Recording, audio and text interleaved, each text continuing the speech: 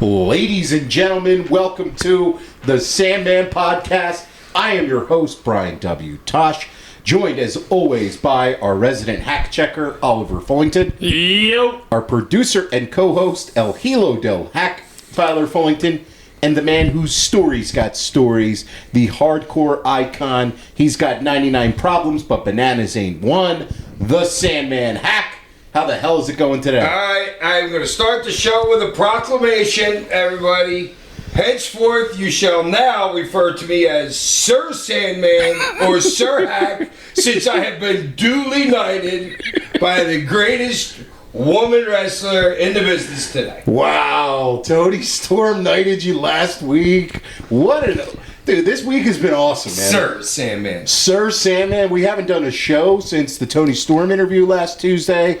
And the response that we've gotten from that interview has been absolutely fantastic. It's been by far our biggest episode to date. So I want to thank Toni for her time, and I want to thank everybody who helped put that show together. You know who you are. Helped us get that. And I also want to thank RJ. RJ City. Right, that's right. You got it. Right tonight. Yes, you guys should have heard 1 for 50 before the show started. Wow. I also want to make sure to thank Roman, Pedro, Dylan, and Gunky for their work on the show, helping put it together for us. That was a monster episode. The feedback that we have been getting from that has been absolutely fantastic. Yeah, thanks to everybody who's watching, and if you haven't watched yet, go watch. Yeah, and thank you for all the people who said that we're just discovering this show. So if you're just discovering the Sandman podcast, check out the archive and our catalog that we got. You're going to find a ton of great stuff in there. And but it's hard to find on Peacock, people. And don't ask Ty or Tosh where to find it. But I gotta talk about the fact that from the interview. So we interviewed her the night before Dynamite last week, and you gift her the cane, and we're talking about her match that she has coming up with Sky Blue. And that was it. She left, and it was great. We thought we did a great interview, and she left. I thought it was funny right before when, because I was walking her to the door, like on the way out, because I want to get out of there anyway. And I'm saying goodbye, and she's like, "Don't you want me to use the cane?" Wow. I forgot to give it to her, and she's like, "Yo, you want me to take that?" I'm like, "Oh shit, yeah." Yeah, wow. You weren't even. And during the interview, this is obviously we're recording the night before the match. She mentioned the table with the mouse traps and amazing. How she wanted to do and we thought she was just kind of just shooting the shit, bullshitting in her brain or whatever. And lo and behold, she comes out, uses the mousetrap table and some other stuff that she had planned on doing. She didn't tell us that she was going to do the whole hack entrance at all. No, nothing. So when we're watching Dynamite, maybe she didn't even know that. Yeah, maybe she didn't, right. and that was the beauty of it. At least I'm watching, and we're texting, we're watching it. She might have smoked that. I gave her one of those infused joints before, as I was saying goodbye to her when she left. I was more concerned about giving her the joint than the cane that I wanted her to use. Those are the Sandman Pod parting gifts. For future guests, if you're listening. Yeah, if you ever do the show, believe me, we have a great gift bag for you. Yeah. But the fact that she came out and did your entrance, the homage to you, Hack, and then she's smashing a box of wine was so fucking funny. I mean, I was dying, and then she's using the cane that you gave her. You can clearly see the autograph on it, and it was just seeing that was so cool for me. It was surreal to watch it. How did you feel about watching it? It was good shit. It was just good. Yeah, good shit, man. I mean, it really, really was. And then the other thing that I have to call attention to is in the interview, we mentioned the fact that a couple weeks ago you did a run-in up in Boston. I did a run-in? In Boston a couple weeks ago. Walk-in. Yeah. All right. Yeah, walk-in, okay. But you're in the ring and you notice Gunky who got to the building, and mid-spot you shout out Gunky and you say, "All right, Gunky." And then Toni, in Dynamite, in the middle of the match, shouts out Gunky in the ring. Oh, she did? Yeah. Pointed right at him with the cane. Did you guys tell me that? She did it twice. She did it twice. She's on the apron and she's like, Gunky! The first time, fucking great! The first time, it was like the beginning of the match, she just noticed me. She goes, "All right, Gunky." And then And then halfway through the match, she's just like doing her hype spot. She's on the apron with the kendo stick. She's going crazy, and then she sees me again. She points. She goes, "The gunk." Oh yeah, we gotta good show you the shit. video. It's fucking It was hilarious. good shit. So, Gunk, you are. Well, she just loved your name because when we first met, she's like, that name is just incredible. Well, I met RJ and Tony, and we went up on the elevator to check out the spot because I was kind of concerned because we had so many people with us. I didn't know if the space was going to be big enough, and I mentioned everybody that was coming in there. And when I said the name Gunky, she immediately was like, Gunky. And you were over from the second I said your name. So that's just fantastic shit, man. And I'm so glad that everybody has gotten to enjoy the interview as much as we did because Somehow I have a feeling someday we're going to be asking Gunk for a come up. Somehow I just have a feeling that's the way the world's going to work. oh, who knows, man? Who It knows? was awesome, man. She was so cool. She down was. there, so fun. It was such a fun episode. Nothing. Like she didn't hold anything back. It felt like she was. Well, even cracking Tosh jokes. was trying to pull some teeth out of her.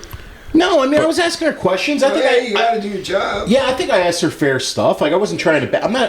If we ever have a guest on, I'm never trying to bang anybody up. But I want to make sure I ask questions that, me as a fan, I would want asked, or somebody to, I did miss a question there. Frick, you know what I should have asked her when we had...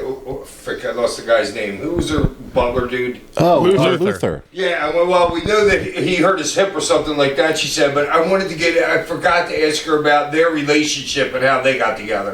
Okay. Do you know that, Gunk? What? You know who that dude is, even? I know who I know Luther he was is. working for AEW before. I know he was a worker. Yeah, he was a Was? worker. Yeah, he was a worker. He worked for years. Oh, okay. Dr. Luther. Well, I wasn't watching it all this. Well, not like in mainstream U.S. He's from Canada. He's a good friend of Jericho's, and that's kind of why he has the job in AEW. And I think he was working FMW for years. He was working he was like one of the very earliest like AEW guys. Like he was one of their first. I mean, like not like a big signing, but like when their TV first started, I feel like him and a couple other dudes that like were close to him were kind of regularly being used. Yeah, he was just kind of like a enhancement kind of talent, but. Sorry, so now I know why he was there. I thought maybe it was her the reason why he had the job. No, it's definitely a Jericho favor. Okay. He's like a boy of Jericho. Right. So Yeah, and if it was great because a lot of like the wrestling account social media stuff like picked that up, like Fightful and Wrestling Ops and all that other yeah, stuff. Wrestling Observer, Meltzer picked it up. A lot of people But did. just make sure you don't just read the quotes and you come here and listen to the pod because they could be portrayed like two different ways or whatever. So Yeah, thank you for bringing that up, Ty, because we were talking about that this week, and it's like you just see it with the media, and this goes for all things for the media nowadays, where it's just headline.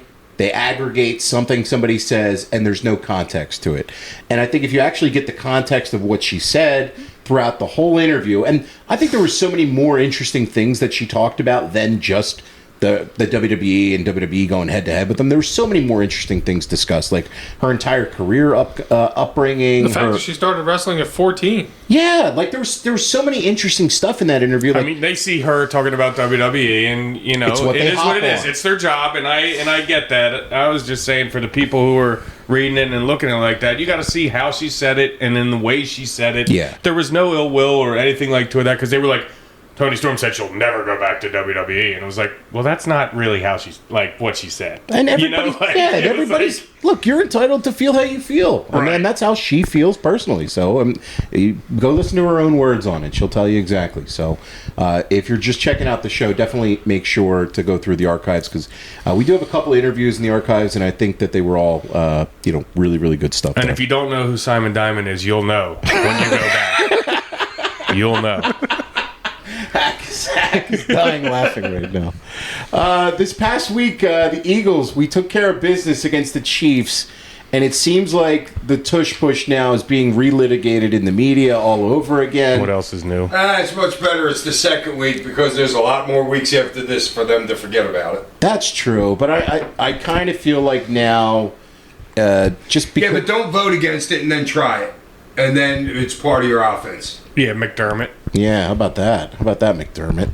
But, look, we took care of business against the Chiefs. It was kind of it wasn't the prettiest win, but That was an ugly game. It was an ugly game, and I think that's part of the thing why I think the tush push might end up getting banned is because if you looked at it aesthetically as not a Philly fan, which we're happy getting these dubs, I don't care how they look, but if you're just somebody from Chicago or something and you're watching the 420 game and you're watching the Eagles and they throw for less than 100 yards and win a game, you're like, is this the most entertaining form of football?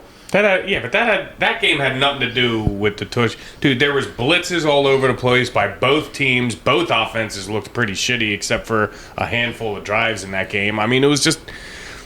these teams are pretty familiar with each other now at this point, so they know what the hell's going on. They both got pretty good... both defensive coordinators are probably Hall of Fame defensive coordinators. I didn't think they were going to hold Jalen Carter down like they did, but you get double teamed every freaking When he's play. not in shape Every yet. play. Yeah. Doesn't play in the preseason. And I thought Jordan would have had a better game than he did the first game, even though he played like 38 snaps or whatever in the first... Or was it more than that? Dude, Jordan Davis is playing good. Yeah, I but thought he played really good on Sunday. I thought with Carter out there, Davis would have been better. No, when the Carter's taking up 2 people every play. Yeah, I thought he played really good on Sunday. Yeah, I thought he did too. Right. I'm going to sack. He's not that. Yeah, we talked I about don't this know how many before. times we have to tell you he's not Then that. what is he? He's What a is run stuffer. He's a run All right, stuffer. I don't believe he's a run stuffer. Pacheco didn't Then do what do you anything. think he is? Pacheco I don't didn't know do yet. anything. I don't believe that he's that he's a great run stuffer. I for the Eagles, where it's like, okay, you didn't And have. he's 20 pounds lighter than he was last year. He is. He got in good shape. For the Birds' offense, I think not having good air hurt you a little bit, and AJ Brown still seems like he's coming off the preseason, not really playing, practicing, so he hasn't really done much first 2 weeks. And Didn't they say This is stuff exactly last how it year? looked last year. It is. At It this is. time. But we had a loss, or we had 2 losses early last year, though. yeah, All right, we'll see after this week. This week will tell a lot, especially with our defense against that offense. yeah, this is going to be an interesting week, a little We'll rematch see of what the our snowy defense- playoff Yeah, I game mean, last year We against the Rams. talked, we talked about this season how the first 5 is a freaking gauntlet, and they're currently right now 2-0. Yeah, we're 2-0. It is. And he wins a good win in the NFL, baby. I loved Hurts too when Jones was chirping at him about being under 100 yards passing. He's like, "We won the game. Shut your bitch ass up." Like, what are you talking I'm about? like, that's my quarterback, man. I'm fucking loving it. And the dude. funny thing is about with the tush push, and people were saying oh, it slows the game down and shit like that. That was the second fastest game that happened in the first 2 weeks of the NFL whole entire season. That's a great point. And they're saying, what was the other one? Oh, that people don't want to watch. People don't want to watch that stuff. That was the most It was watched. the highest rated game in years. It was this the early in the It season. was the most ever. watched football game on Fox in September, October ever. Okay, so there you Ever. go. That defeats the. Is it aesthetically and entertaining to watch? I don't understand people saying it's an ugly play. So what? The regular quarterback sneak Isn't- without them pushing isn't an ugly play? Like, Yeah. Yeah, what What's do you? the Oh, difference? you watch a regular QB sneak and you're like, that was pretty. Yeah, like that's way better than the touch point. Like I don't know. It makes no sense to me. Oh, dude, if we win another title too, forget it. That play is gone. and yeah, I know, but I try to tell myself, I'm like, if the Cowboys had this system in this play, what would I say?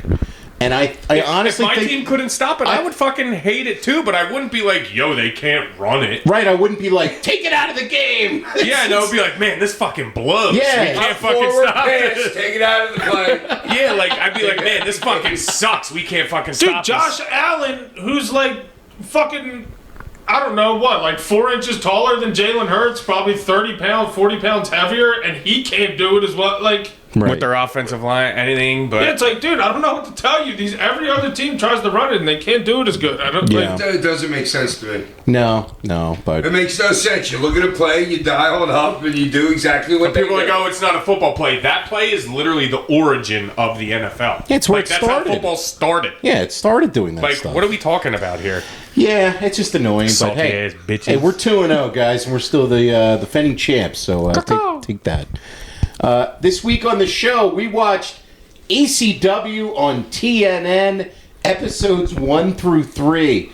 Some of It's us were about time you pick some good episodes, seriously. some of us were able to find this on Peacock all right, and others had Yeah, you trouble. idiots. Others had difficulty locating this episode. And I got some notes here. Hack, you weren't in the company yet, so you were just getting released from WCW around This this is time when they were period. good. Yeah. No, I wasn't even Yeah, just got a TV deal. Right. Okay. So this is it's just around that time period, and some of these shows are going to hit that. Were you aware of ECW getting the television contract on TNN? Do you have any memories of that? No. Yeah, I didn't think so. There was a TV taping that ECW did on 8/14 from Toledo, Ohio, and they ended up taping this first episode and scrapping it. So I guess Paulie didn't like what they recorded, and that's kind of why you got the clip show. Because on that show, you had a main event where Balls and Spike defeated the Dudley Boys to win the ECW Tag Team Championships. And yeah, I don't know. It was supposed to be on the debut show, and that was supposed to be the debut show. So that's why it didn't happen? Well, It said it on the thing, didn't it? Yeah, and that's why this was just a clip show. And it was kind of like, for your debut show on a network, and this is the first time ECW is on network cable, like cable, big distribution, you're running a clip show, and your other show you just scrap and throw away? Like, that's really poor planning. I'm kind of amazed by that. Dude, what are we, a year from going under? There? A little About more than that, too. Yeah, It's close to 2. you go More close to into 2. Still 2 years? you go into It's 01. 99. I know, Well, but you go this into is what?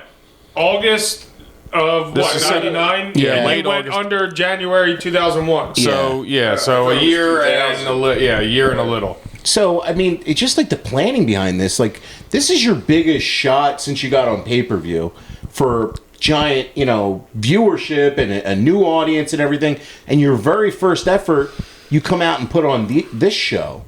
I'm kind of amazed about that. And especially somebody who has... I'm not. You're not? Good matches. I mean, I'm not... Yeah, like, obviously, Come on. if you're throwing out RVD Jerry Lynn... Right. But why not actually run that match, which they did on episode 3 when they did a new version? You know what I mean? Tape a Jerry Lynn and RVD run new match of theirs instead of airing the old pay-per-view match. From Hardcore Heaven. Right. To me, I'm like, this I is... turned it on and it was a Hardcore Heaven on this thing, and I was like, wait a second, am I watching the right, They episode? said, I thought that for a second too. I'm like, Yeah, it was like Hardcore Heaven on the something thing. that was happening later on in the month. Whatever, yeah, right. And that's why I got confused. And then you got the Awesome and Tanaka match, which we'll get to too, where it's like, that's from Heatwave 98. Which we reviewed. Yeah, Yeah. Dude, I'm thinking of that too when I'm watching that. I'm like, dude, this is this time? Is this No, right? yeah, it's And weird. I get it because you want to introduce people to some of these new characters that they may have never ever seen before. And really good matches. And really, really good matches. But Right. you have RVD and Jerry there. You could just go and put them on in the main event of your debut show. You would think. Like, that to me is what Or you'd have freaking Rhino do a job to your champion. well, that's... Yeah, we'll get to everything here. Very interesting. So the show starts off, and Joey Styles, it opens up with a clip of the Dudley Boys, and they're powerbombing Balls through a flaming table, and Joey says, this isn't WCW or WWF, this is ECW. So that's the very first thing you're getting here is you're trying to show the difference between other wrestling companies that are on cable television and what ECW is presenting. So, interesting, but I don't know if that's like what you really want to start with.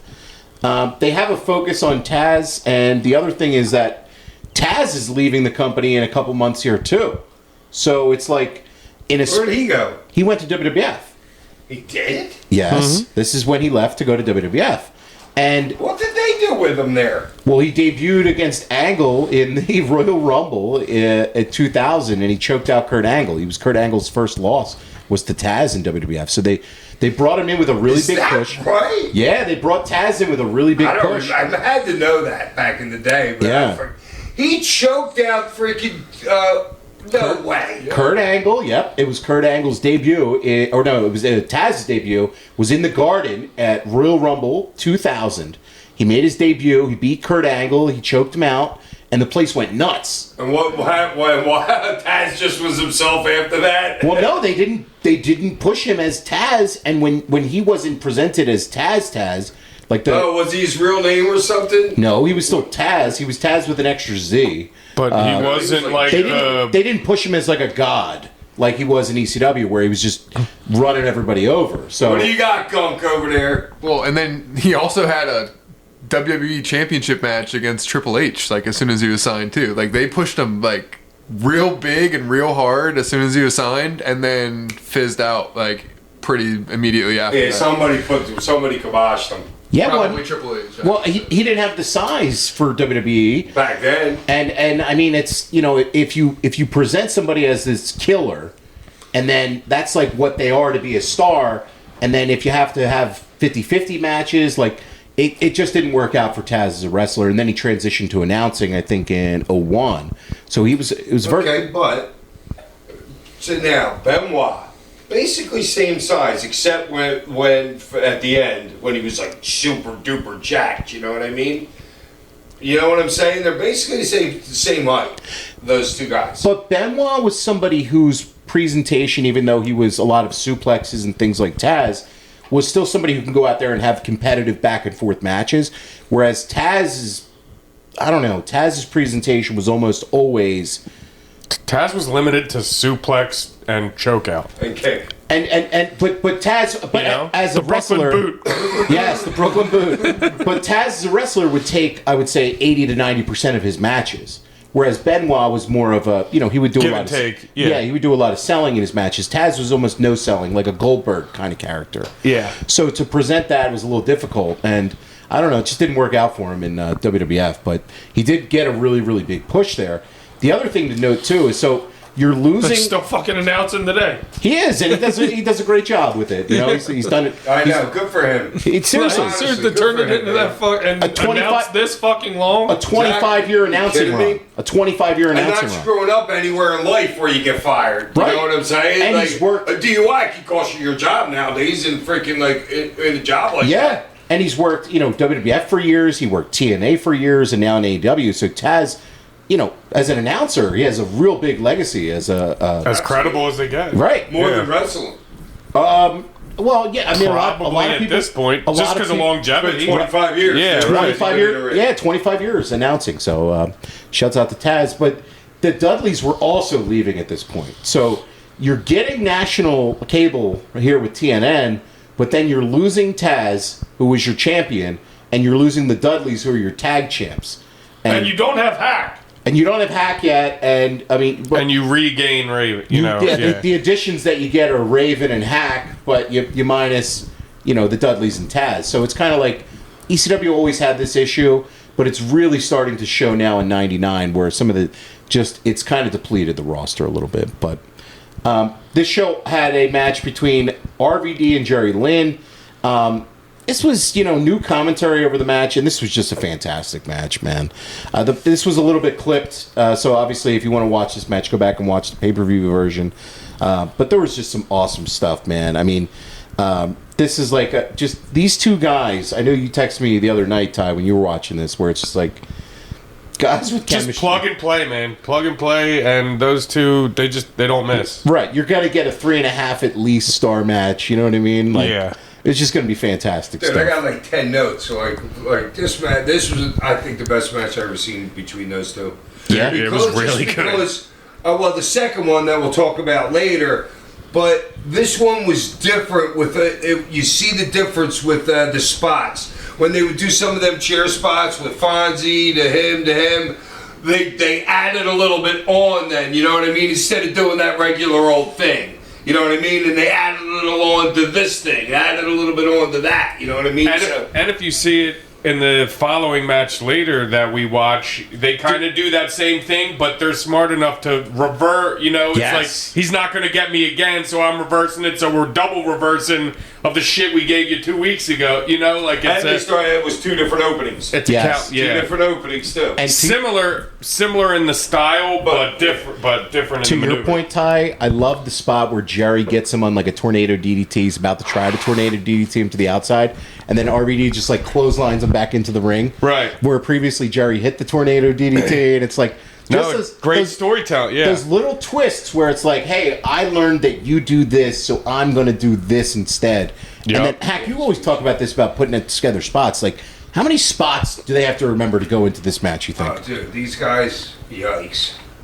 I mean, seriously, yikes. They're both remembering like 150 things. It's insane, man. It really, really is. Like, just. Hey, you see where In the second one, there's a couple times when, because it was a different opening in the third episode, but Jerry's not there for it. He's a half step late. Yeah, he's a half step late in the very beginning of that episode. Just There was because his brain, because you're doing something different than your body's usually used to do. Yeah.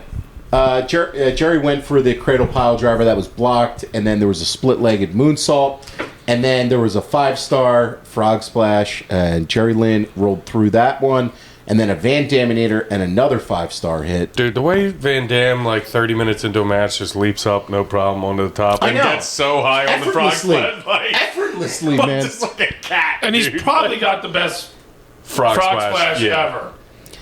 Yeah, I love D'Lo Brown's. But like, Devo's a good, Eddie's one. Rob gets so high, and after he hits, it's like boom! It's like a trampoline where Yeah. he fucking springs up. Oh, he's up 3 feet in the air. And I love how he sells his stomach off of it too. Yeah, with always. RVDs. Like while he's covering, he's holding his stomach. Yep. Like I love that set. Like that's just a little touch from his to make it the 5-star. So, dude, and how about the table spot before that? God.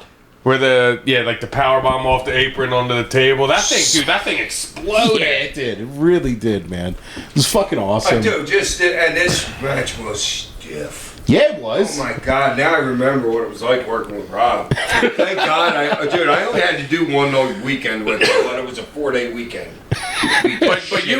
But you and Dreamer would tag like against him and Sabu a fair amount too. One-on-one with RVD. Fuck no. yeah, acts like me, Sabu, go to the outside, tag me around, in the ring. Really? I'm just off of Sabu. Did he play pick a hand with you? It's more like pick a foot. Yeah. Yeah. Foot right upside the head. Yeah, I don't think he said that, but pretty much. No, this was RVD, I'll give you a joint. that was for taking his mushrooms, man. This was a fantastic match, and I guess Wow. I don't like the fact that they made this into a clip show and put like reruns out there for your debut, but if you are showing people a match what ECW could be, hell, RVD and Jerry Lynn can't get much better than that. You can't get much better than it, and I'm sure a lot of the audience had never seen this match before, so. Dude, you gotta understand, when Rob's doing that jumping into the audience, those landing on those chairs is like just no regard for your body whatsoever then. Oh, yeah. Just no regard. And then and later on, you'll see it matters if it's a metal chair, but then there's other chairs that are heavy that you see in the old school ballrooms where they weigh like 10 pounds apiece. Dude, you don't want it. I mean, the chair, there's like that 3-inch padding on the chair from the old school ones, but the other thing's hard as shit. And some of those are like the connected row of chairs. Oh, dude, they're stiff. They're all connected and they like fold down together. They're freaking concrete, man. Oh, man. And he's just diving into them, dude. Yeah, into the fans and everything. And the fans are like, yeah! The fans back up like 3 feet, but they don't give a fuck. They're like, yeah, hit me. Fuck it. Like, it's crazy. It's great, dude. It's a clip match, but I mean, this is an all-time RVD Jerry Lynn match, so definitely go check this one out. Dude, I liked it even better, honestly, because I know we've already like watched it and seen it before, but watching it back, I liked it even better. Like, it was fucking awesome. Yeah, no, it really fucking Yeah, you was. forget how, these guys are basically right there in their primes. They You know are. what I mean? They're young boys right here, young strapping boys, dude. Yeah. They're like fucking. And those two together are just magic, you know? Oh, yeah. Yeah, easily the best Jerry's. Like I got Sabu, he's got RVD. RVD, yeah. Yeah. There was a plug from Joey for Roller Jam. You ever watch Roller Jam, Hack? I loved roller derby, so I probably watched the roller. Oh yeah, when they had the snake pit in the middle, they had to jump over it, dude. The roller. Listen, this was my Saturday back in the day. Like when I'm in 7th grade and I'm living on Lawrence Road. At 1 o'clock there would be wrestling. At 3 o'clock or 2 o'clock there would be roller derby, and then wrestling would come back on at 5 o'clock. That was my Saturday. Roller derby was the best. You love the Roller Derby. What a work! It was just a work. It was a work. Guys kicking guys into balls with roller skates. I mean, come on. But I loved it, dude. I've never even like seen roller dirt, like actual like roller derby. They roll around on the belt. I know what it is, but like I've never like watched an actual like clip of it. This was their attempt. TNN also had on roller derby after ECW, so. But it was way better looking women, all glitzed up and shit like that. And like semi-extreme. Yeah, like, it was trying to revamp it, and that was kind of like their Friday night block. Was we'll give you an hour of extreme wrestling and an hour of roller derby. And is this how Heyman got to doing that movie? What is it, Rollerball? Yeah, I believe that was part of it. Yes. All right, I know the movie. This one's for you. What professional wrestler was in Rollerball, and what was his name in it? I definitely don't know his name, but no, I don't know. I'm gonna say Piper, but that's not Ice hockey player. It was an ice hockey player. Am I not being the right movie? Yo, one wrestler was in roller derby. Oh, he might have been an ice hockey player. You know what? I think I'm wrong. Is he in that? No. Okay. I was thinking of one with Schwarzenegger. What the fuck? Oh my god! Who asks a Cocaine's a hell of a drug. Who asks a trivia question and doesn't know the answer? Fucking off his rocker. Dude, You were batting 1,000 tonight, Mac. Give me this. This is done. He's confiscating his pen. Oh, that's the good one. Yeah, we're sending it to Tony. That pen's the good one, dude. There was a video package. That dad pen. There was a video Oh, that package pen is good. for the ECW World Title, which I liked because it kind of highlighted guys that are in wrestling and big stars that had never actually won the belt. And he listed off Conan, Benoit, Austin, and Mick Foley as saying like our world title is so good, and the challengers. In order to win this belt, these are that guys. was smart. Yeah, That was kind of smart, right? Like Yeah, they're trying showing to, the championship lineage. but you're also and showing names that people recognize. Yeah, and say, hey, these guys couldn't cut the mustard in ECW. You know what I mean? Like, Our guys had Yeah, the they belt had to for go 100 soft on us and go to WWE. right. So it's a good little promotional thing. They also had the package of Shane throwing down the NWA Now, hold title. on. We glossed over Fonzie getting hit by a chair in that match. I'd never seen. That's the first time I ever saw Fonzie getting hit by a chair. That was a nice one too, man. Yeah. It was a shot. yeah, And then, Daddy. he took a good. That would have been the next match. That he took a good bump from Jerry. Up next on the show was the ECW World Title match between Taz and Rhino. This was just Rhino was just man. Rhino takes the fucking suplex through the table, which was fucking insane. He dropped him right on his neck on that table, and then he just choked him out. He gave him a powerbomb, and that was about it. He got no offense whatsoever. I don't think. No, he powerbombed him to start the match, and then Taz. he could have. He no-sold it. Then he no-sold it. He Yeah. yeah. He So beat to Jerry more in the fucking. Yeah. He Jerry did. way more. That's He what I'm did. saying. Like, that's interesting, the way that they built up Rhino. Now, I don't know the exact timeline on when, like, he was supposed to be the Beast to when this was. right. But, like... I made him the Beast in September or in October. Okay. yeah, right. I did. Okay. But I'm just saying, like, you bring this... He was Like, doing jobs before I got there. Literally. For everybody. yeah, it's just... It's crazy. The guy built like that is doing jobs, especially... He's bigger than Taz. I know, but you want. I get it. That's if somebody you could have a competitive match with Taz and have believability for the character of Taz. It's fucking Rhino. You know what I mean? Like, I know, when I first saw it, I'm like, oh, this is going to be good. Yeah. And I forgot that it's Rhino's first day in the fucking business. right. It's just good. Yeah, it was complete squash. It was a but squash, yeah. It was entertaining as fuck squash. I'll give it Yeah. that. Entertaining as fuck squash. There was a video on Sabu just showing his like some highlights, and they were.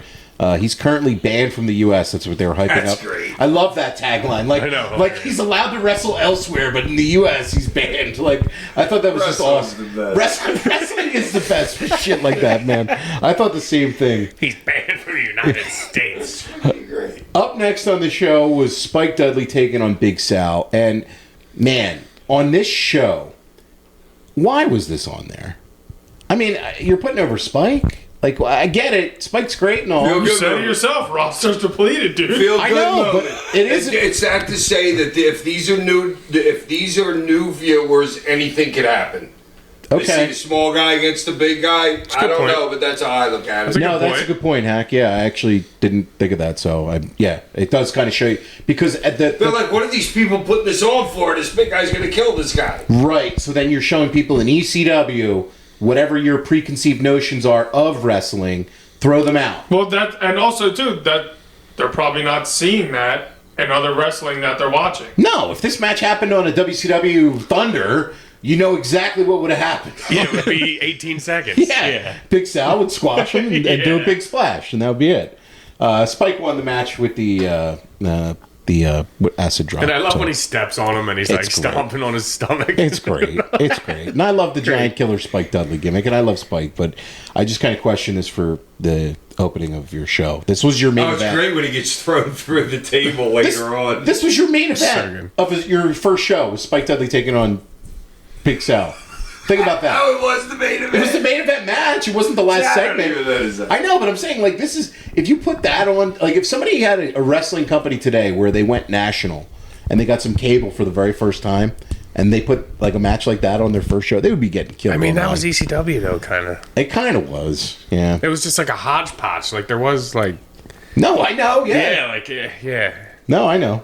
The Impact players were backstage. They introduced themselves. God, that was what an interview. Yeah. And you had Cyrus, man. Cyrus was fucking hilarious. He As was- per Yeah, usual. Cyrus was the best part of the whole Yeah, interview. per Dude, usual. Cyrus was great, dude.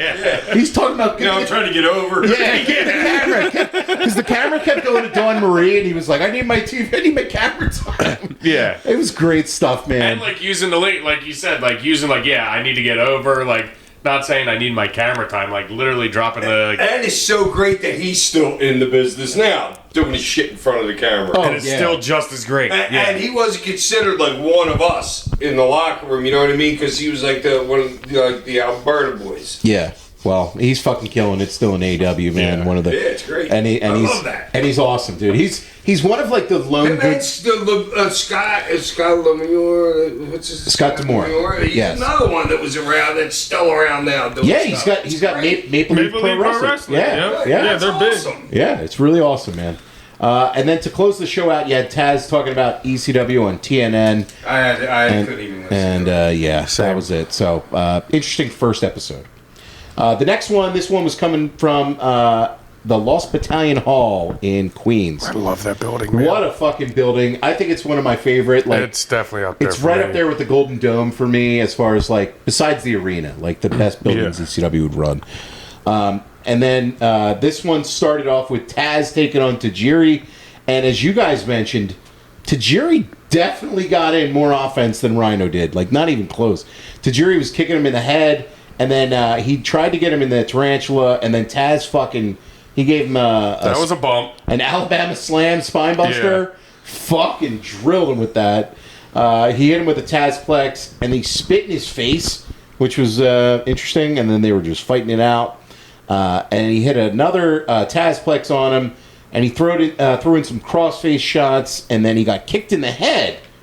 And then Tajiri went for another kick, but Taz ducked that one and threw him in the Taz mission. This was pretty quick, but pretty fun, though. I enjoyed this for what it was. It was weird because Taz was selling like he was dead, but then hop up like nothing ever happened. At times, Yeah. it was a weird dynamic. He gave him a 2 count with the kicks, Yeah, like you know? I don't know. It was His just transition from selling to being up is too snap, crackle, pop. it's too dead to hide. You gotta work your way up. Take your time a little bit getting back over to the guy after he beat you up for a little bit. You know what I mean? Yeah. One little thing, you're right up on top of him outside the ring. Right, and walking around like doing the crowd like what's up, like The crowd loved Taz, Yeah, at that especially point, dude. yeah. You want to talk about over? Well, I and mean, New York, boy. New York. I yeah, know, right. but the Might as well be in his own hometown. Freaking at the playground that he grew up in. he was over, but I mean, it's really, really over there. It was No, fun. he was. It was fun. Yeah. No, over huge. Then they cut. After this, they went to Joey opening up the show, and then Joel Gertner came out and he said that he's the new co-host. And he said, I'm like the Rubik's Cube. The more you play with me, the harder I get, Gertner. Always great. He's the fucking best, man. Out came Jerry Lynn, and Jerry wasn't the best promo guy, but... I'm like, why is Jerry coming out? Why is Jerry here to cut this promo? An in-ring I guess promo, to get too. to what the end of the means, but But it's oh my also... God, the beginning. It should have been a pre-tape versus in-ring, I think. But he said that they're better than Raw and Nitro, and he said that we can give him the best. He's not the guy to cut that promo. No, He's just not. You kind of want him to challenge Rob because he's the challenger here, but. And he said we should bring out the best match we can, and he called out RVD for a TV title match. Fonzie came out and he said no, and then Lynn went after Fonzie, so RVD came out, and then that's what we got there. The Dudleys then were out, and this is their last night in the company, and I think that's kind of interesting that you give them a tag title shot when it's their last night in the company, and I mean it all. Well, it's because it's the threat of them laying the titles down. Yes. To Vince or whatever. And I mean, that's just ultimate. The Dudleys were ultimate fucking heels, and that's the ultimate heel move. And the payoff of this was amazing. Yeah, it's like, you're giving us a title shit for Paul there. Like, you're giving us a fucking title shot, and we're gonna fucking take your titles, and ultimately, doesn't get any more heel than that. No, the promo that Bubba cut on it was even more perfect. Just to add on to it, WWE is where we become legends and gods. That's just fucking turning up the heat even more. Dude, as soon as those two fucking came into dude, the energy in the building just got up. Those two, you could see were just feeling themselves. Bubba's sitting there looking at the crowd like this, and you could tell he's on top of any fucking planet that there could be possibly be at that moment. Oh, he's riding the high of that crowd. Both of those dudes were just oh man, it was really cool to watch. There was a great spot where Balls threw Spike over the top into the Dudleys. I thought that was so cool. They were back in the ring, and then Spike got hit by a Bubba Bomb, and then that looked good as shit. Off the second rope. Yeah. All right, listen to me. I got it for anybody that wants to be a professional wrestler. There's a way to take that move. When Bubba has don't let Bubba give it to you. No, you want Bubba to give it to you. Bubba's helping because he's taking a lot of the mat, like the concussion with his ass. So when you're fucking in Spike's position, you got to cradle the back of his head with one of your arms. But when Bubba stands up, as soon as he's in the air a little bit, you got to push back off his head and push your shoulders towards the mat, or you're going to land on your lower back where your hips are. And you see it all the time. Guys do it now. And then whiplash your head. Yeah, you got to shoot your elbows back so everything lands flat. And he landed flat with Bubba's ass, so it makes the bump that much easier on himself. Oh, that's really interesting stuff there, man. Spike was thrown on the barricade. He was busted wide open. I was wondering how he fucking... so was I. I was like, how did he get cut? I don't know, but I don't know if he just bladed from there. But he don't need color. This is where Bubba super bombed him off the middle rope hack, which is what you're talking about. Yeah, that was the one. Yeah. Before the commercial break. Yeah, that looked like the best super bomb off the middle rope I've ever seen in my life. Awesome. Dude, really, Bubba's weighing 380 here, easy. Yeah. Oh, Bubba's so good when he does that shit. Because Spike would do the acid drop, and Bubba's doing all the work. And Bubba lands so flat, it's like a board when he lands flat. I don't take that bump like that. He takes that perft face bump. It's like a board landing. Dude, not many people in the business take a good face bump. I don't know if they're afraid to do it or for some reason I don't like it on my chest. We've talked about it before, where it's just not a natural way for you to fall. No, it's like Mercedes Monet's finisher. It's like, to make it look good, you need to take a flat face bump, and nobody takes the right bump for it, so her finisher doesn't look. What's the one with the Brock Lesnar thing where you push him off his shoulders, you spin him around? They don't take that flat bump either. Knees hit first all the time. Look how bad Cena takes him now from that move that was given. Cena lands on his knees and his elbows. They all do, Yeah. I don't. Nobody wants to take that gut flat bump, dude. I'm telling you. I'll do it. You hear me? Anybody out there? I'll do it. I'll take it. No problem. I don't like that pump. Devon hit a reverse Easy peasy. DDT on Balls, and Spike was thrown over the top and through a table. That was great. Dude, Yeah. what a spot. I expected it, kind of. Oh, all the people on the timekeepers were like, fuck. Yeah, I know, they didn't do that. No, it wasn't like they did anything over by the table before, too. No, he just fucking threw, and they were like, oh, shit. It was fucking nice. Then Balls hit him both with some chair shots. He got a table, and then he brought out some tacks. The fucking Devon doing the fucking whatever. When he got his hit seizure. With His seizure cell. With his arm. Oh, I wrote that down. The seizing All cell? right, listen. That and when he fucking takes that, I don't know. When you ever see him sitting on his ass taking that Yeah, pump, he does the somehow, I don't know. I don't know anybody else that can do that. That can jump on your ass in the middle of the ring, dude. It's great. I love it. He's got those strong I love ass that cheeks. stuff. I thought the other one was a little fucking like. No, it was, but it's just that's why it's hilarious. I love it. It's like, The it's season. like the Rock Stunner Cell. Yeah, it's so over the top. That's true too. Where he jumps up with it. Yeah.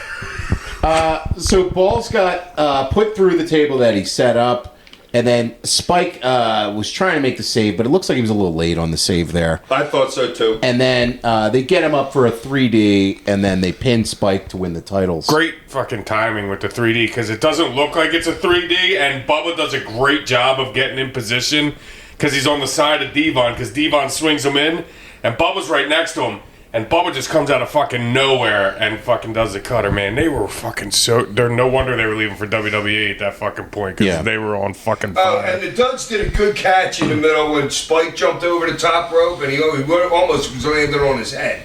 Yeah, that's when Balls threw Spike over on top of them. Yeah. And like Bubba or Devon grabbed him around on his waist because he was going on his head like Mike Awesome does later on. Yeah. Oh my God, Mike. This was fun, though. This was some fun stuff, and it sets up this later angle here. So the Dudleys are back there, and they said where boys become men and men become heroes in the WWF, and heroes become legends. And he said if God was a heel, he'd be the Dudley Boys.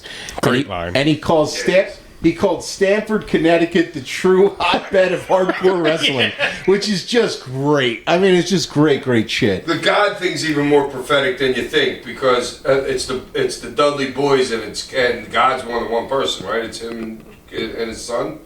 Well, Isn't that what is God? Isn't God it's the Father, the Son, and the Holy Spirit. Whatever, yeah, it's three. Yeah, so Sign Guy's in there too. Yeah, well, Sign Guy. So I love.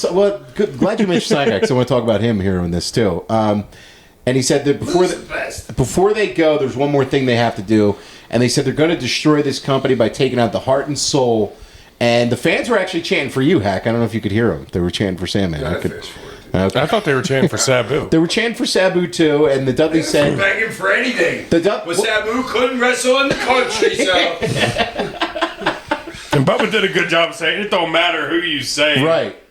And they said we'll give him the 3D if he comes out. And then they told Tommy Dreamer to come out if he cared about this company. And Dreamer's got a really bad back at this point, and that's actually a shoot. And Dreamer comes out, and he's like limping, and Heyman's trying to stop him in the aisle, and Franny comes out trying to stop him.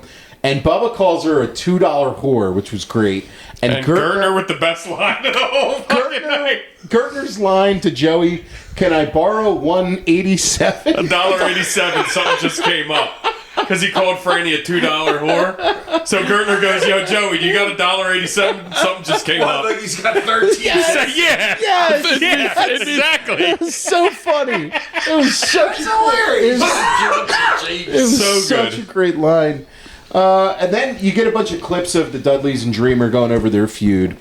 And the Dudleys talk about how they broke Beulah's neck. And then Bubba said that the Dudleys used to go into her hospital room and double team her. Who's the double team? Yeah, so Dreamer snaps, and it's on, and he's in the ring. And the bell rings. I'm like, wait a second. Yeah. We got a bell. We got a bell. And there's a match? And there's a match. 8 seconds. And Dreamer's there, and the Dudleys, and Dreamer doesn't have a partner. It's hilarious because they were just trying to beat up Tommy, and Tommy gets in the ring, and it's like ding, ding, ding. Yes. It's like, wait, this is a match? Yeah, I thought this was an ass kick. This was the best. And Malino's like, all right. Dreamer had some salad tongs, and he went after Devon's balls with them. I thought that was a cheese grater. I missed that one. Franny had a ladder in the ring, and then Tommy. Franny looked great in that white outfit. Yeah, she did. Oh, man. Tommy hit the Dudleys with that. Franny then hit Sign Guy in the head. Bubba got thrown into the ladder, and Devon got tossed into Bubba, and then there was the flying headbutt ball shot by Devon. Bubba got up, and he threw Dreamer into the ladder. And then he's really selling the back at this point, and the Dudleys just are destroying him with some belt shots. They load up for the 3D, and Dreamer has a really nice counter with a DDT as like a hope spot. Great finish. And then sliding into the ring is Raven, and the fucking place erupts for Raven making Literally. this run. I mean, one of the biggest pops in company history.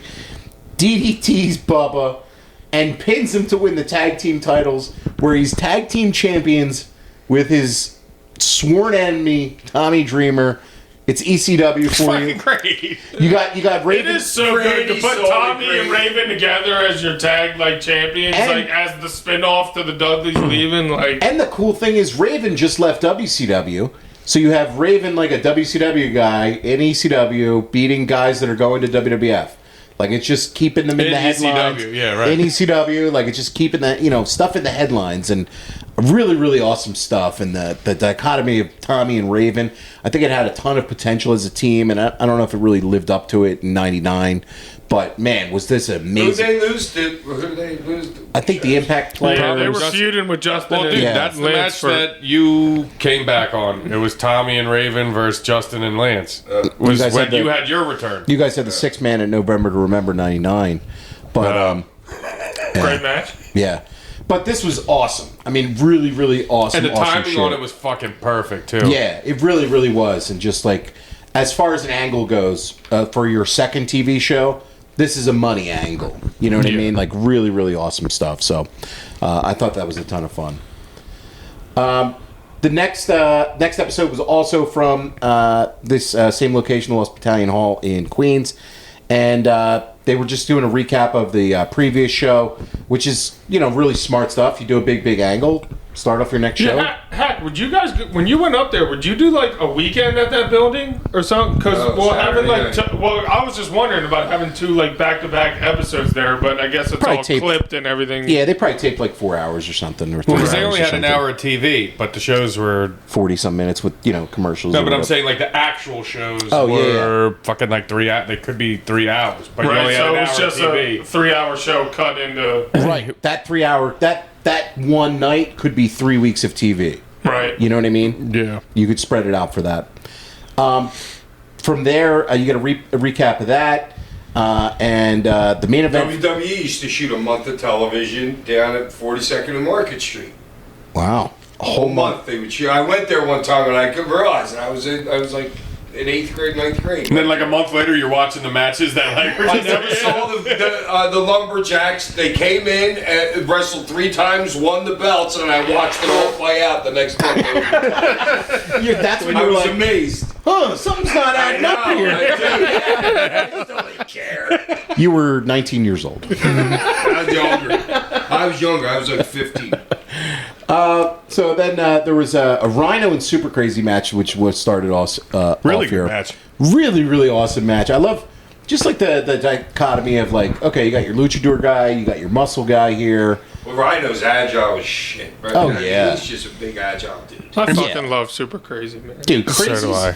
Everybody's like that springboard moonsault spot that Logan Paul does. Super Crazy was like the first time I ever saw that. That was the first time I had ever seen that.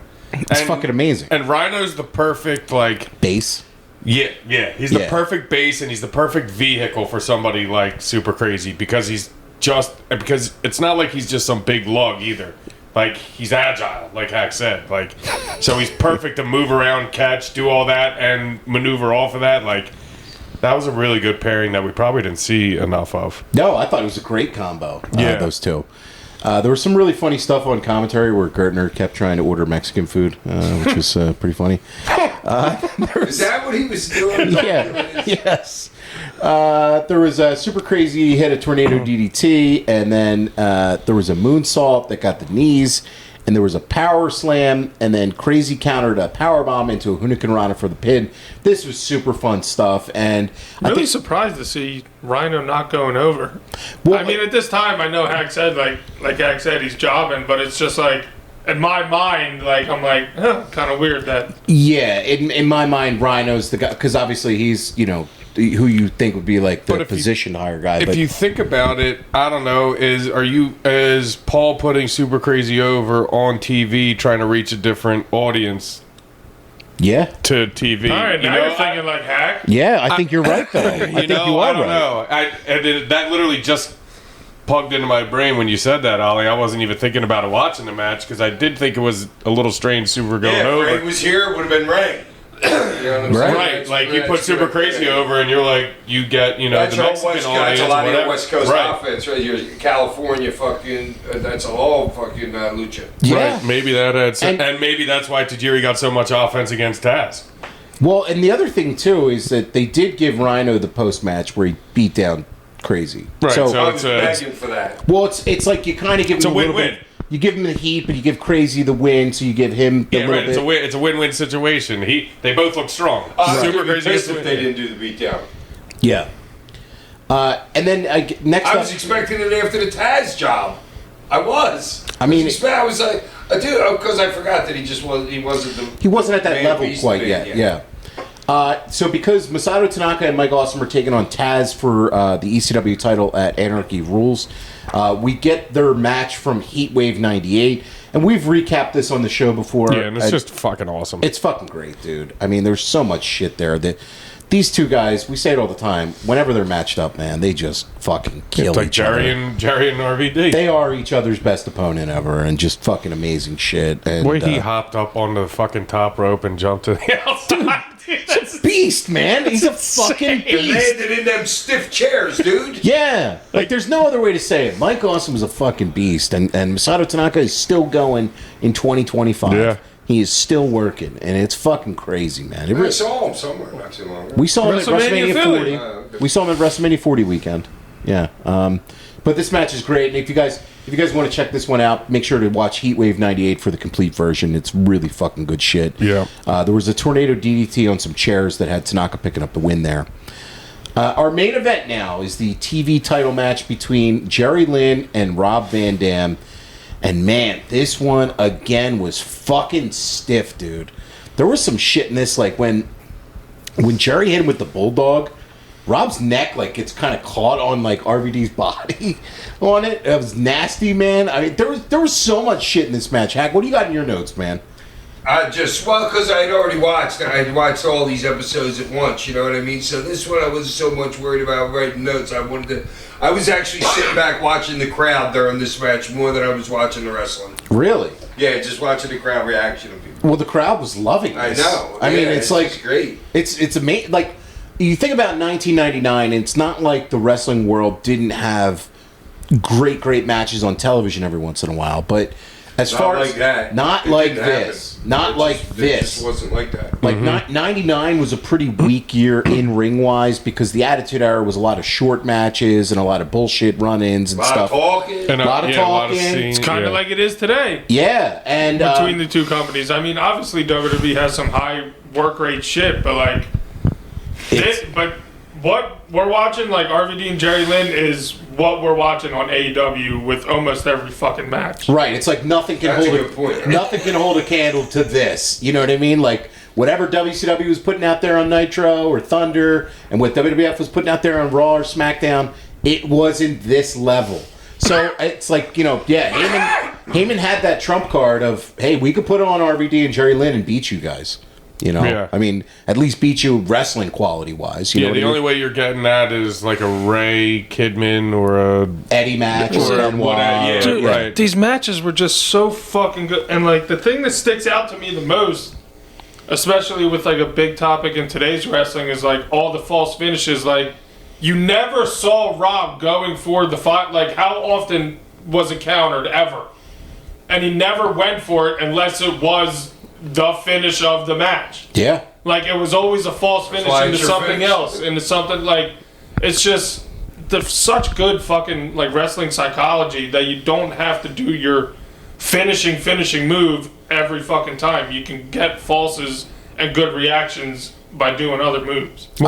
yeah. Sorry, Tosh, No, go but it's crazy because it had turned that like whenever somebody did their finish, then that was it. You know what I'm saying? So then people saw that as like stale, you know? So then people started adding like the falses on that. And then now it's just got so fucking overblown that like it's time to go back. Well, they You know are what I'm going saying? back Like- with all these slipover matches that are happening now in pay-per-views. You know the matches that we're talking about where you're last AEW pay-per-view, we were all kind of surprised on the little. We said we were like, fuck it, we loved it. Yeah. I kind of think it's going that way too. It's like you see it as like a pendulum, and when it goes too far one way, you got to go back a little bit that way, and you can't put the toothpaste back in the tube at all for false finishes and stuff. But when it comes to protecting actual finishers, the fact you got to kick out of 3 finishers or 4 finishers or 5 finishers, like it's spam, and it's just kind of, as a fan, it takes you out of the match because you're like, well, I know the finish isn't coming until at least the second or third one. Right. You know what Nobody's I mean? biting on your first false. Right. And it's like all these wrestlers now have so many signature moves that every fan knows that you can create great falses out of all these moves that you do. Yeah. Like, because every fan knows every moves that all these wrestlers do. Yeah. So it's like that you can get a good false out of it and be like, oh fuck, did he almost just finish him out of that? Right. Yeah, it was like the Okada swerve match when like Okada teased the clothesline like 5 different times. I was like, man, I don't really like that. Yes, that was. But then when he finally fucking hit it, there was no false. It was 1, 2, 3, and then I was like, boom. That's how you do it. You tease it, then when you hit it, because if they would have false there, I would have been pissed. Yeah. But like, if you tease it and you don't get it, and then once you finally hit it, that's fucking money. Well, and think about how much more it means if you protect the Rainmaker and you have him, nobody kicks out of it, and then the one time somebody does. That means so much more. And the crowd fucking explodes for it. Right. Instead of that being the expectation point. So it's... And we did the reverse I did the reverse explode. When they counted 3. you're like, on the first one, I was like, oh, yeah! Well, it's like the finish might come a little flat to you at first, and then you're like, oh, I actually like that. Yeah, you know what I mean? Fuck. Like, when that happened, I was like, fuck yeah. Finish on the first finisher. Nice. But this one... And the reverse pop. This match didn't get a finish. They fucked you on the finish with the run in here. I know. I'm watching Hack watch, and he goes, oh, they just ruined the fucking match. Well, it's a good teaser to get you to watch the next week's episode. Because, but Joey's got to cover it saying, we finish matches, we're not like these in WWE and shit like that. I didn't like that. No, and then, so the Impact players run in. There's just a no contest. And then the Impact players were backstage, and I'm kind of surprised that Lance was the one to grab the mic first in the ring, Justin? or if at all, over Justin.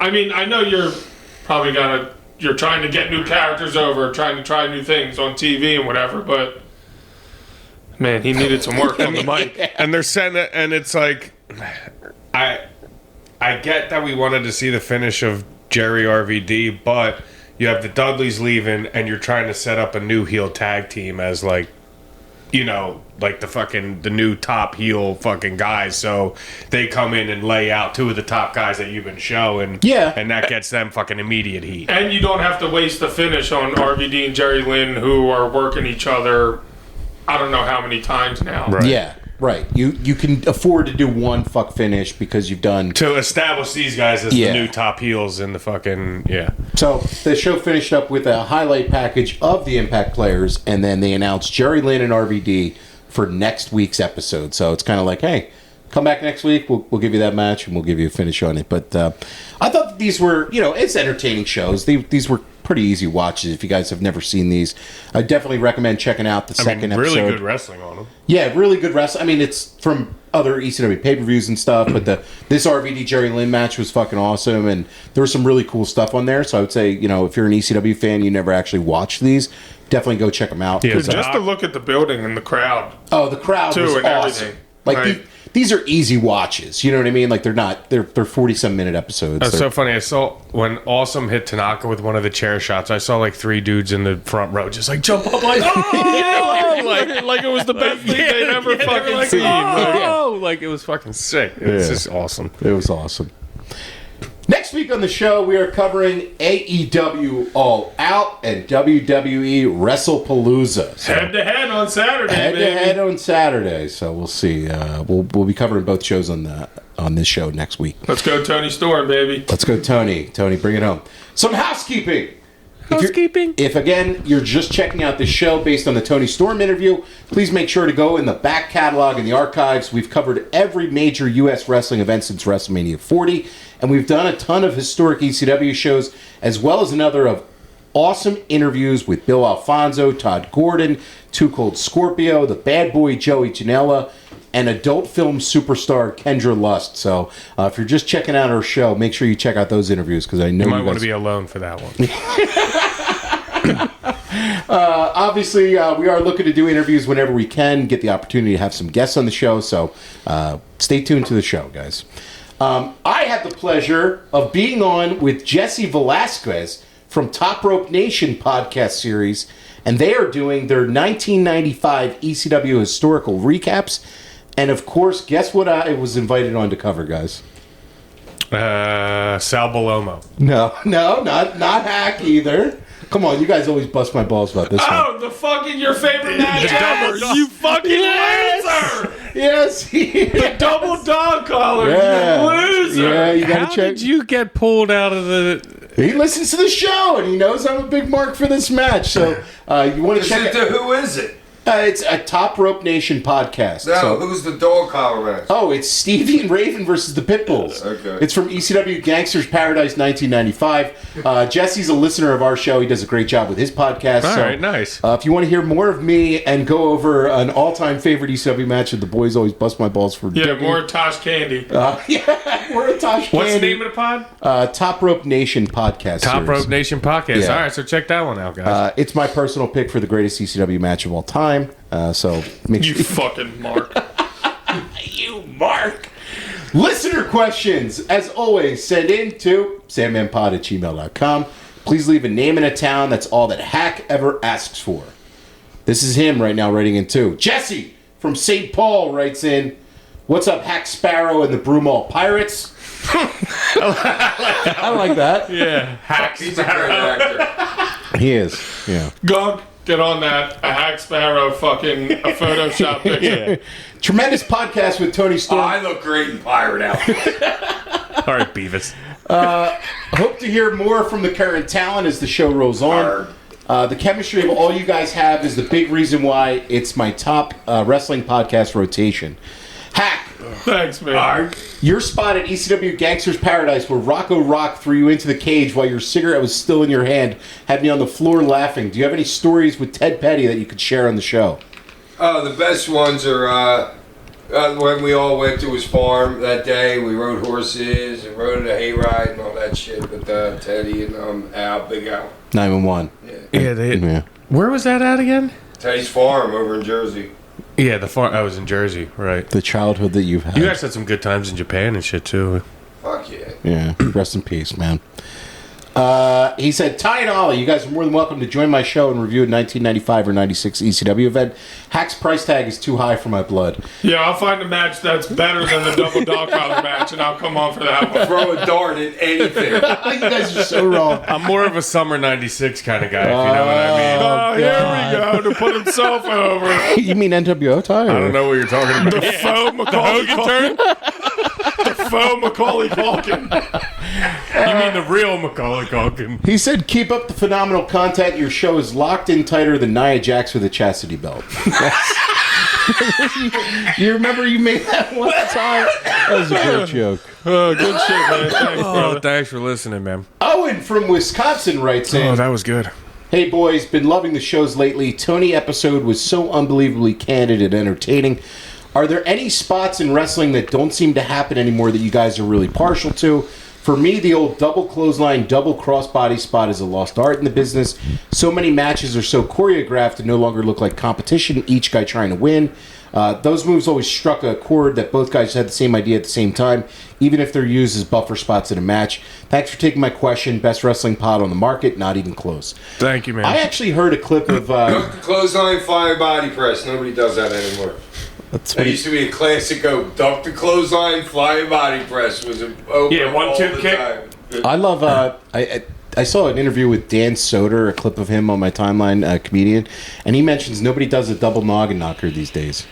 I love a good double noggin knocker. You know, it's just a good spot. But it's great. It just works. And nobody does it anymore. And I'm like, damn, that's right, man. It's like, it's so 80s, but I think if you did it today, like if you got what's it, Stokely, and if Edge and Christian grabbed him and did a double knocker with him and Dax and Cash. Well, who does the headbutts? Somebody does the fucking headbutts now. That I can't remember. Yo, but it's did like, you guys see the Dusty Rhodes thing I sent? Absolutely, it was that amazing. was good stuff. You watch it? No, I didn't watch it yet. Oh God, it was No, I great, don't think I dude. checked it out. It's Dusty giving out elbows to the whole four horsemen. It was awesome. Freaking great. I gotta Every watch single it. one of them. Watch. I mean, it was just boom, boom, boom, boom, and it doesn't get any better than that. Like that's amazing. The place I mean, was losing their mind. Yeah. I think the writer had a good, the double clothesline. I don't know if I know anything like specifically, but I totally agree on the choreographed nature in which,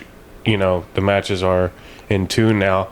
I just wish people, like, when they're running the ropes, like, kind of heck said, like, throw a clothesline like you're trying to hit somebody on a duck. Like, throw it, like, act like you're, like, be in there, make it a professional wrestling match. You know what I'm Right. saying? Like you're saying, like Contest. like make it a wrestling match. Like, Yeah. don't make it like a choreographed dance, like he was trying to say. Like, I don't really have any particular spots that come to my head You got off the anything, top Ollie? of it, but Sell your hand after you fucking punch somebody. Hacks over you here can't give away the smiling. Hall of Fame.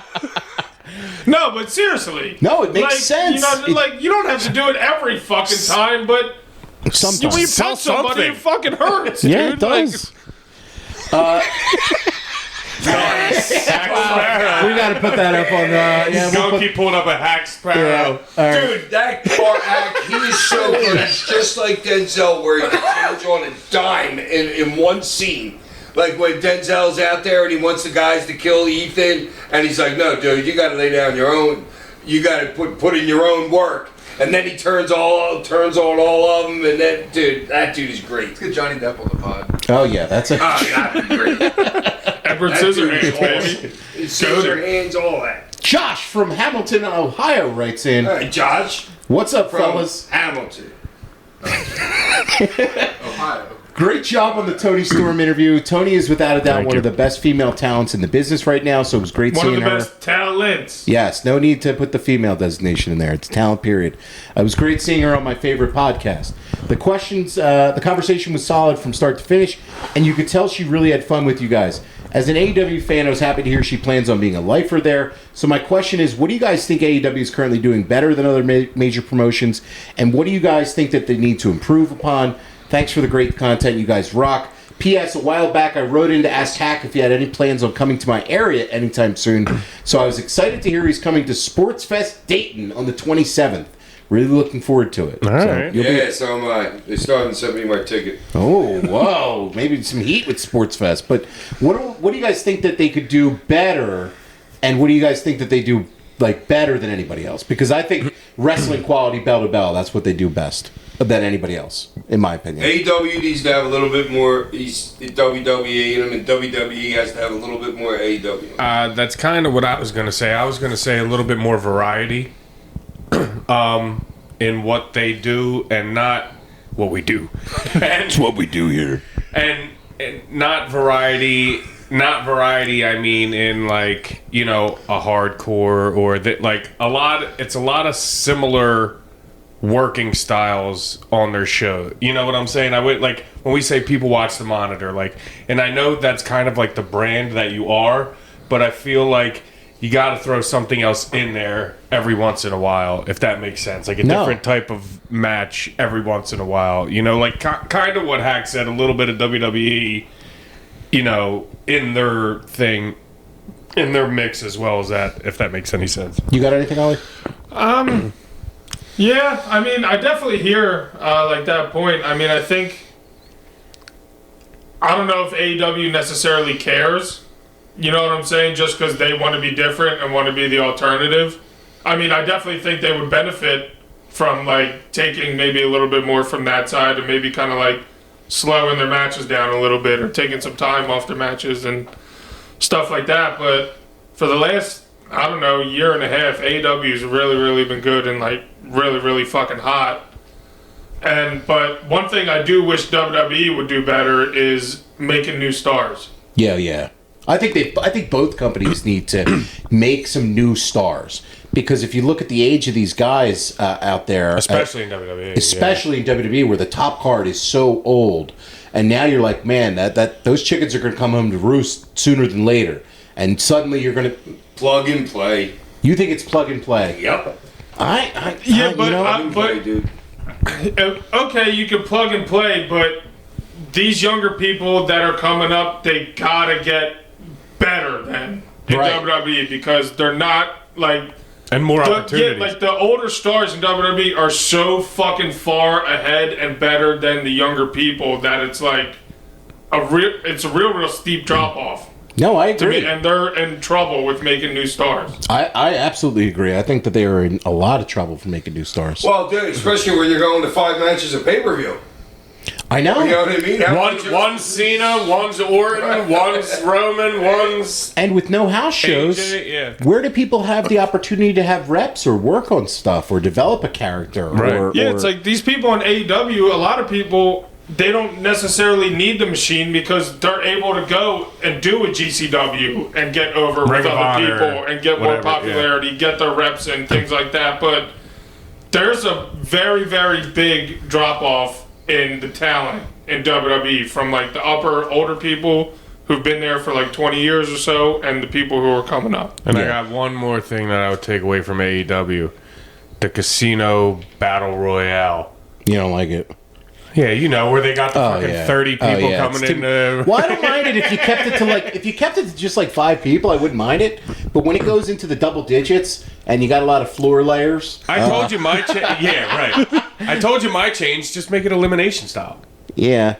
You know what I'm saying? So then you like you can keep funneling people in and just fucking you can have one big guy come in and fucking pin 9 dudes and get over. Whatever. Fucking, and you can't just have 30 fucking guys that way with eliminations, you could also, it's theoretically like the Rumble where you can get more than one person over in the match.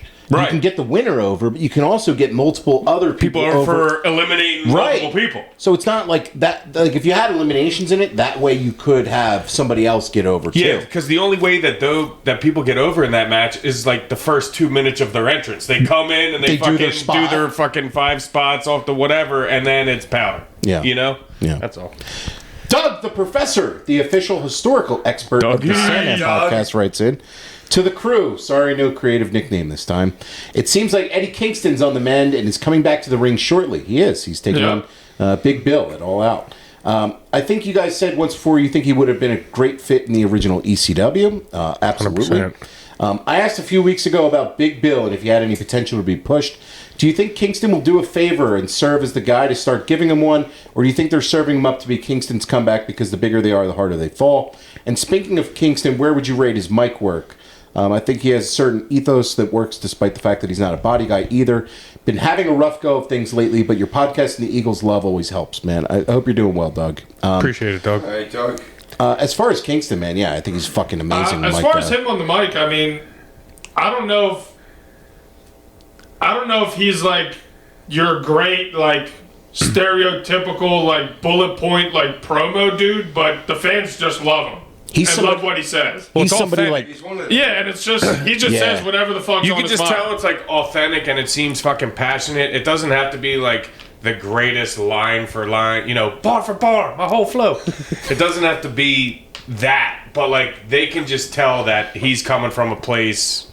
The delivery for him is everything. Oh yeah, and you feel it feels authentic with him, right? And in wrestling, which is non-authentic, it's a fake, made-up world. He's like the freaking who's a guy from around here, from Maryland. His brother died. The Chinese Briscoe. It's like him in his interview. It's kind of like the same thing. Yes, Hack, absolutely. With this, it's authentic. Right, you feel the passion for pro wrestling. It doesn't really matter kind of what he says. It's just like you can feel emotion coming from him. Yeah. I love like his promo battles with with Punk when they did their little program in AEW. I think was as good as it got for big league wrestling promos. And when AEW first started, that was one of the things that really differentiated them from WWE was their promos. And I think their promos can get better now again. And I want to see Eddie give him a mic, whether it's a minute or 3 or 5. That man needs a mic if he's on a show because he just says some passionate shit, man. And I'm excited to see what he's got. Does he win?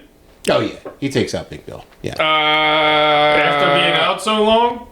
Yeah, I think he beats Big Bill. I don't know. It seems... I don't really know the direction they're kind of in. It seems like they kind of want to push Bill, but... I don't think so. I'm calling the bad apple running. It's the only reason why finish. you saw Bill recently in a singles match is to do the job for Kenny. I agree. For Kingston, yeah. I agree. I just think that you can't hurt Eddie, so... That's true, too. You can't hurt him, but I mean, yeah. You can't bring him back to do a job. He's not me. No, he kind of is, though. Is kind of my point. I think he is bulletproof. I think he's with Briscoe. You know what I'm saying? I'm just saying, how long has he been off? And he had a broken leg? Yeah. It's not. It wouldn't be the worst thing in the world for him to lose the Big Bill. No, Big Ben And Eddie's smart enough to...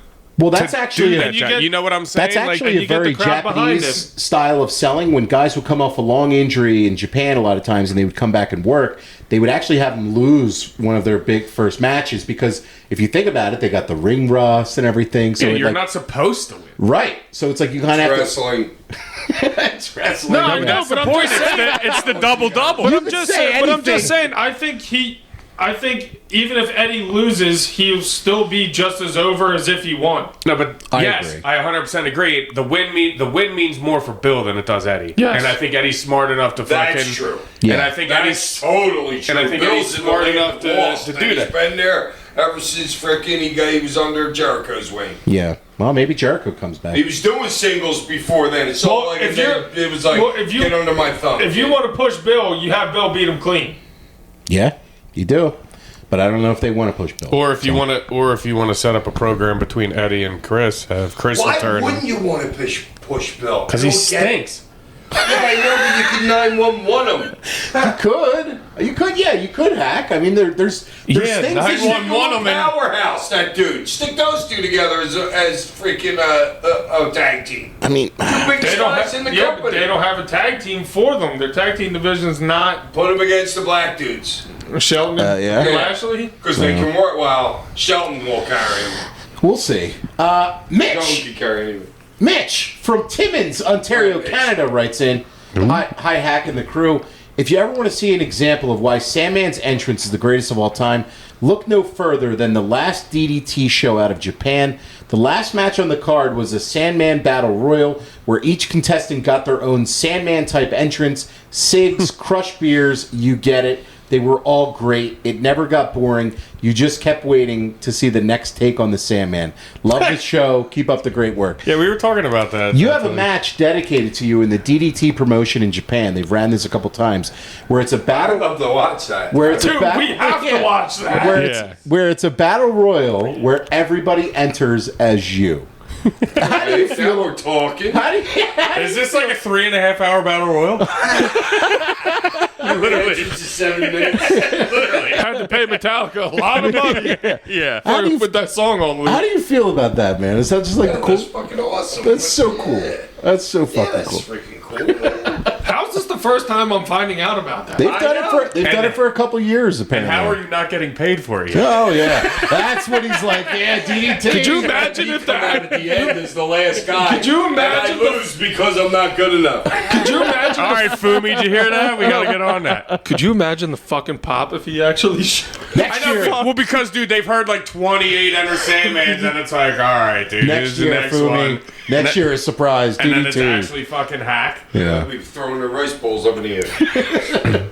Next week on the show, AEW All Out and WWE WrestlePalooza. Make sure to like, share, review, subscribe. If you're new to the show, go in the archives. You're going to have a blast. But before we go, Hack, the cane of the week or Where's the the toast of the week? painting? What happened to the painting, Ty?